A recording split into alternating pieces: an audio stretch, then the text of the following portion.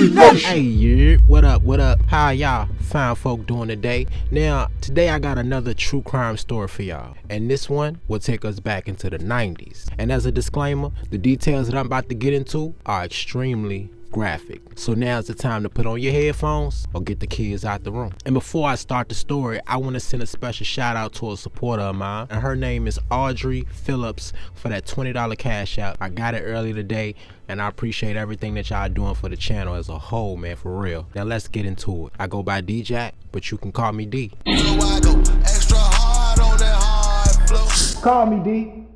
Once again, we in Richmond, Virginia, but this time we're gonna kick it off inside the 70s. The 1970s was a part of an era to remember for most places in America. Graffiti stoops, mom and pop shops, and that casual style of dress code. The crime rate in Richmond would be high for a moment or two, but mostly due to the riots in almost all cities experienced during that time. So I guess you could call it a collective rebellion among the black race. And this will all lead up to the white flight. White families who resided in the city started branching out into the suburbs of Chesterfield and Henrico. So in the midst of the riots, racial divide, and police brutality, plus many other conflicts, the crime rate would double by the mid-70s. And this brings us to the year 1973, where a baby boy by the name of Christopher Pop Goins made his way into the world. And for the sake of the video, we'll refer to Christopher Goins as Chris throughout the story, just to keep it short. Now, after countless hours of tedious research, I couldn't find any evidence on who Christopher's biological father was, who's in fact been absent since the day he was conceived. And I can only assume his mother's erratic lifestyle played a role in that. Now, his mother was much more present in comparison to his father, but his mother's presence from his point of view was like receiving the bad end of the deal, with the absence of another parent being the latter in the situation. This was a hard truth to face, but the truth nevertheless. So growing up, Chris wouldn't receive the amount of love and attention from his mother as any other normal child. It's known that Chris had several siblings who bared the same neglect, but I could only find proof of one, which was a little brother of his named Prince. So there wasn't any nurturing involved, movie night with the rest of the family, not even a simple hug to start off their day. And as the years go on, the lack of attention and supervision boiled over into clear-cut child abuse, as Chris's mother fell deeper into the world of addiction. She abused crack cocaine, alcohol, and among others, and sometimes while Chris was still present in the room. But it was a normal Thursday for this household, as other relatives did the same while the children were around also. Now, it goes without saying that Chris basically had no positive role models in his life, but that would change by the age 12 years old for Chris. Because of the physical abuse inflicted by his mother, he was forced to move in with his grandmother who lived in Brooklyn, New York. This sort of thing may be perceived as a result of his mother's drug abuse, but in all actuality, she's had a mean streak way before Chris was born. As a young girl, she would push Christopher's uncle, which I assume is her younger brother, out of a 3-story window. The brother being only 2 years old at the time, he sustained a severe head injury, rendering him mentally handicapped for the rest of his life. There's no record of the rhyme or reason on why she did it, no motive at all. But what we do know is, her little brother was never given a chance to live a life of normalcy. So Chris getting away from his mother sounds more sensible at this point, because not only did the abuse stop, but from the words spoken straight from Chris himself, his grandmother was the first person who's ever showed him any ounce of love. So this move was the best among limited options he had, because back home in Richmond, things were only getting worse. As addiction overtook his mother and other family members, one of his aunts would die of AIDS, which she contracted by sharing needles. And also around the same time, his uncle would be sent to prison. But just as things was getting a little brighter for Chris in New York, 5 years later, his grandmother would pass away. Chris is about 17 to 18 years old, and this more than anything devastated him. He didn't even go to the funeral. In his mind, he wanted to remember his grandmother the way that she was. And Chris always refused to talk about her death with anyone, no matter who you were. He was that type of person who didn't do much talking, even before this. And now more than ever, he was always a loner, quiet and aloof, but always had a smile on his face. But this will also further his already bad temper. Because as we said before, she was the only one in his life that introduced him to the true meaning of unconditional love. So with the little information we do know about his childhood, it's just enough to believe that Chris carried around some lifelong scars. So without knowing where he went after his grandmother's death, we can only assume he ended up back in Richmond, VA, with his mother again. During this period, and maybe even some time before, Chris will father up to 8 children. Not long after his 17th birthday, he got into an ongoing relationship with a woman named Monique Littlejohn, who worked at MCV, which stands for Medical College of Virginia Hospitals, which now today it stands as VCU. And they would be together for up to 2 years by the time he meets a young girl by the name of Tamika Jones. They met during a basketball game where 18-year-old Chris at the time asked 12-year-old Tamika to go to the store for something cool to drink. As he basically groomed his way into Tamika's life, she's only viewed him as a big brother figure. Soon, Goins was asking her to hold $2,400 for him, staying overnight at her apartment. And I racked my brain on how could an 18-year-old boy be allowed to build a relationship with a 12-year-old girl in the presence of her parents by not only being close but spending nights at her home. And it was the belief that Tamika's parents, Daphne and Randolph, were drug addicts who not only brought drugs from Chris to use but to sell as well, creating an easy lane to insert himself into the family with sweet talk and drugs. 2 years after Tamika met Chris, she began having a sexual relationship with him. She became pregnant by Chris in March 1994 when she was 14 years old. But she told him she didn't want to have the baby, and Chris said he would abide by her wishes. But on the back end, Chris did not give her the money for the abortion as he had promised. So after a few months rolls by, that abortion option is obsolete. Tamika had a teenage friend named Devon Hicks, the only one she confided in, and she would tell him that her and Chris were just sex partners. And Tamika hid that fact from her mother Daphne, and her mom would either be oblivious to it or just ignored it, fearing the worst, not even wanting to find out. Although Tamika and her parents knew that Chris sold illegal drugs, it's said that Chris and the family members had a deep trust within each other. But at one point, Tamika did want to leave the home and live with an aunt because of all the drug dealing that occurred inside her family's apartment. But she would end up developing a close relationship with Chris, so she decided against it. But even with that, everything came crashing down as Tamika's family accused him of impregnating Tamika. And at that very moment, a seed was planted. This would spark a deadly rivalry between Tamika and Monique for Chris's attention. But you would think, having prior knowledge of her boyfriend's misdeeds with many other women, she'd know what to expect from Chris. But as always, Chris showed her just how devious he could be by hooking up with Tamika for close to a year. Now to debrief for a second. This would mean that from 18 to 20 years old, Chris was having casual sex with the minor. Depending on the timeline, that gives their age difference a 5 to 6 year gap. This all comes after Chris and Monique were in talks of possibly getting married in the near future. So when all this came to light, Monique was furious, angry as any girlfriend would be. In the year 1993 is when Tamika found out Monique also had a sexual relationship with Chris, with both Tamika and Monique getting pregnant by him around the same time. In that same month, Tamika's friends told her that Monique had asked them to beat her up, causing her to abort the baby. So Tamika, she would actually confront Monique about these allegations, and Monique admitted it, that yeah, they were true. But she copped a plea, saying she only said those things because she was upset. But when Tamika was in the hospital at many times between July and early October because of her pregnancy, Monique visited Tamika. If you remember, Monique worked at the hospital where Tamika was receiving treatment, spent free time in Tamika's room, and on occasion asked if she needed things. Now she was acting as her friend, like their little beef was over and done with.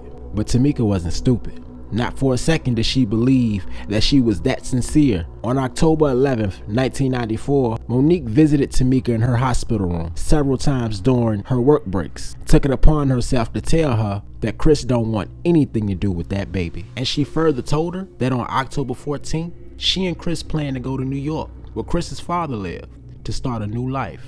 And to top off this already crazy one-sided conversation, she told Tamika that she needed to find someone to love her and help her take care of her child. Now, Tamika wouldn't know it yet, but Monique just told her her plan. And if anyone knew Chris the way they thought they did, they would know that Chris's father had died years back and was no longer alive. Yes, he's been absent throughout this story, throughout his entire life. But there is no known contact between Chris and his father in recent time before this situation. It's said that Monique became so angry, she brought up the idea to Chris of actually killing Tamika. Afterward, she told this little girl directly one day, and I quote, "I will cut that baby right out your stomach, because if I can't have a baby by Chris, then you won't either." See, Monique desperately wanted to have a baby by Chris but couldn't. They even tried several times before but only resulted in Monique having 2 miscarriages. And that alone sparked a jealous rage inside of Monique.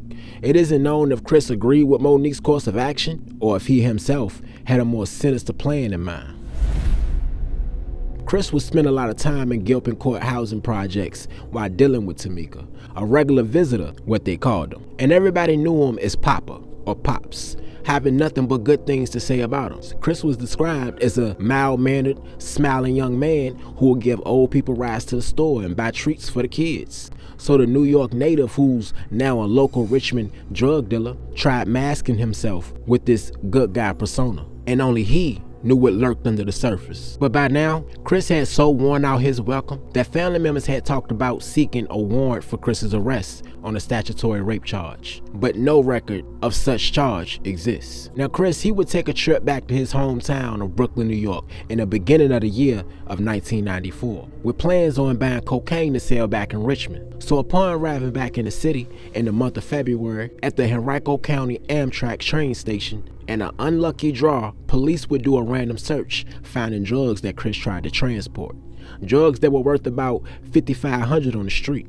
Chris gave the cops a for personal use only story, but still they arrested him on possession charges with the intent to distribute. He was released on a $5,000 bond, but he didn't show up for court, which prompted a warrant out for his arrest. Now during this time out on bond, he used taxi cabs as a way of transportation around the city, and mostly to and from Gilpin court. Now me personally, I don't know if you could elect a driver of your own choosing back in those days, but he and his girlfriend Monique would be driven by a man named Parrish Davis majority of the time. And speaking to one another on one of these trips, he'd tell Parrish he was upset that Tamika was pregnant by him, as if him having sex with the minor was of no fault of his own. So while explaining his grievances, he'd tell Parrish, "I want to just do away with her and her family," creating an eerie silence among the two. Now fast forwarding into the end of 1994, Tamika is now 7 months pregnant. Monique was still jealous, and she still had her way with goating Chris to do something about this Tamika problem. Now simply put, this was a premeditated situation, whether it was just her plan or Chris and Monique's together. But the day before Chris would go do the deed, he has an argument with Tamika's grandmother about the possibility of him being the father. This set him off, telling her grandmother he was going to wipe out the whole house. Now we don't know if she took that threat lightly, but we sure do wish she didn't. So with Chris still on the outs with her family, he elected the help of a guy named Barry Scott, who was also a close friend of Tamika's family. He acted as what you would call the mediator between Chris and Tamika's folks, to, smooth things over for him to eventually enter the Gilpin court apartment on that rainy morning of October 14th. That morning, Tamika's friend Devon was leaving for school. Tamika called him from her window, urging him to go to school. You know that straight A student who's your best friend, who stayed on your heels about your schoolwork? That was Tamika, 10 times over, a genuine good friend. That morning around 9 a.m., Tamika lay in the bed having severe premature contractions when she would hear the voices of Chris and Barry talking with her mom and dad in the kitchen. Barry visited Tamika's bedroom to greet her, and upon reaching her bedside, he saw an ultrasound photo placed on a night table. He brought the picture over to Chris, who's now in the living room of the apartment with the rest of Tamika's family, showing him his potential baby number 9. But Chris's reaction was brutal, harsh even, saying, and I quote, "Why are you bringing it to me?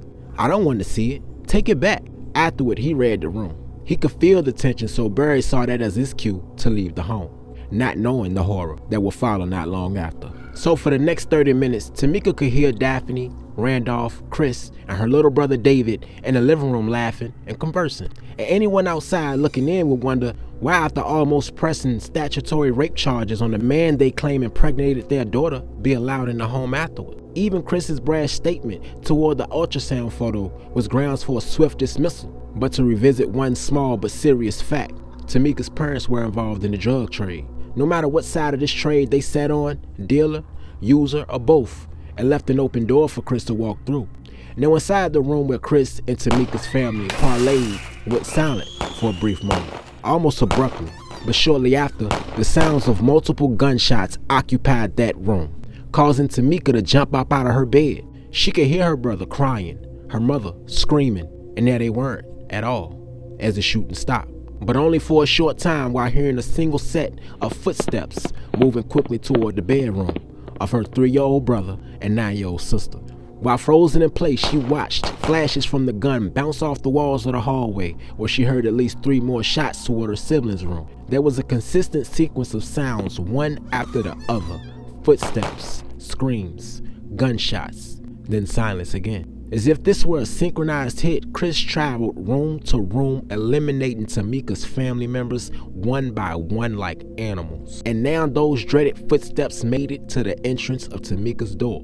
Tamika, who had an unborn baby to protect, was faced with the difficult decision to sacrifice them both for her 20-month-old baby sister, Kenya. And with her adrenaline pumping, she threw her own body in harm's way to protect her by picking her up and holding her away from the gunfire. The bullets throwing Tamika to the floor on top of her sister. She was hit in the face once, 6 times in the stomach and upper thigh, plus her shoulder and hand. Yet, she would survive, with in total being shot 9 times. But unfortunately, the fetus was shot center mass in the face, dying on impact. And her sister Kenya only sustained a bullet wound to the hand, thankfully because of Tamika's bravery on saving her. After being shot, Tamika played dead until Chris left the bedroom door. When Tamika thought everything was over, she picked up the phone to call 911, thinking everyone in the house was gone, saying Chris had shot her and everyone else in the house. Everyone deceased in the home was shot at close range in the head, adults and kids.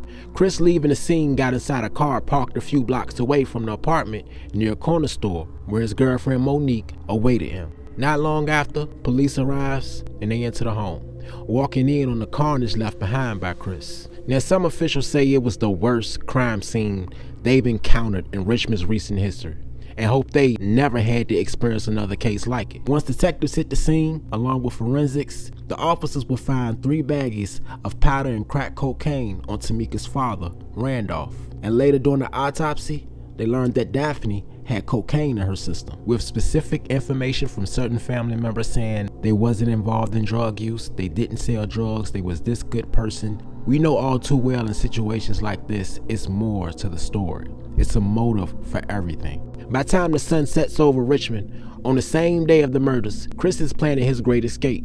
He attempted to get that same taxi driver, Parrish Davis, who he once confessed his murderous intentions to drive him out of town in the trunk of his car. But Parrish refused, causing him to remember that day Chris told him about doing away with Tamika and her family, but didn't really take him serious at the time, which would make him a very key factor in the case later on. Sometime after the murders, the family friend Barry Scott, who helped Chris gain entry into the apartment, would turn himself in, assuring that he had nothing to do with the murders, nor did he know beforehand what he would do. They charged him with accessory before the fact and gave him a $5,000 bond, which he paid. So he would roam the streets of Richmond until his trial date. So during this time, he stayed away from Gilpin court projects. But for some reasons, something or someone lured him there one night. And here is where a 20-year-old guy by the name of Kevin Bernard Winston would shoot Barry twice in the stomach and once in the leg. It's believed that Barry was cooperating with detectives against Chris, even though Barry himself said otherwise. Apparently, Chris still had folks in the Gilpin court community who were still loyal to him. But there were several interviews with the locals saying the exact opposite. Everybody's been afraid. And I guess when everybody find out that he done been picked up, everybody's gonna be all right now. Because a lot of young children around here are still afraid. Somebody like that don't deserve to be out on the street, to take innocent children's lives. Because I feel like it was just a crime against all of us. which is why it's no surprise when it comes out that Kevin says he's related to Chris. Even the street guys had no love for a man who could obliterate an entire family like that. And with kids involved, no sir. With one person saying, and I quote, "I don't think he was a psychopath or sociopath. I don't think he was either. I just think he was a person with no respect for human life."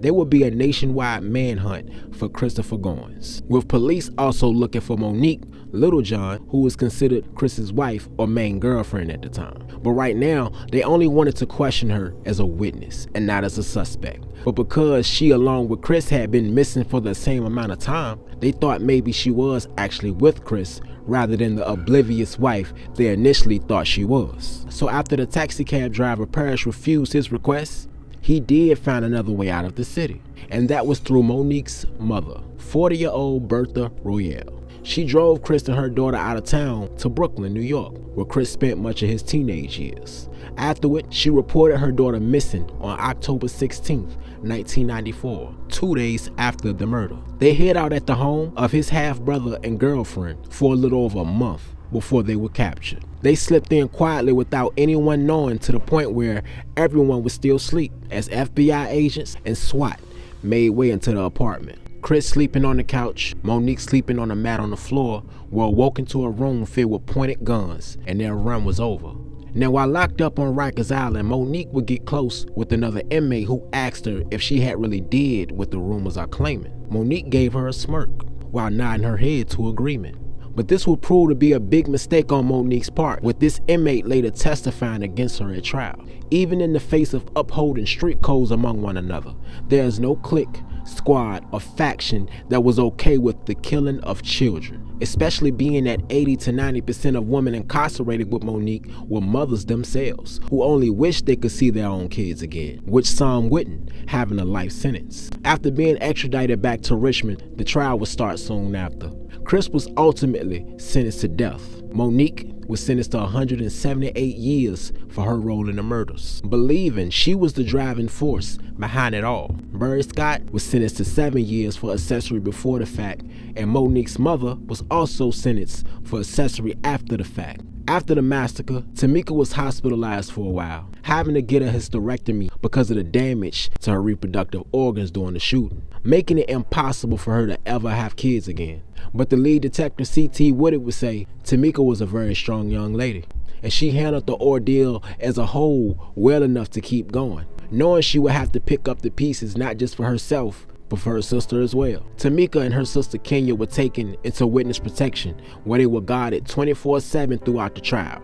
Afterward, her father's parents gained custody of Kenya, and Tamika's first real taste of freedom since the murders came almost a year later, when she enrolled into the Governor's School for Government and International Studies, a regional school in Richmond for academically gifted students. And I personally want to highlight someone else who lost something in this story, and his name is Robert Dillard Jr., a 39-year-old inmate at the Greensville Correctional Center. One night he burned a brown paper bag to throw outside of his cell on the Friday after the day of the murders. He did this to get one of the CO's attention to find out some information about the family who was murdered. Now, a correctional officer who was sympathetic to his pleas personally called his mother, which only brought back horrible news. Robert dated Tamika's mother, Daphne, before his arrest, in which he fathered 2 kids with. Robert was the biological father of David, who was 4, and Robert, who was 3. He cried every night in his cell after hearing about his children's death,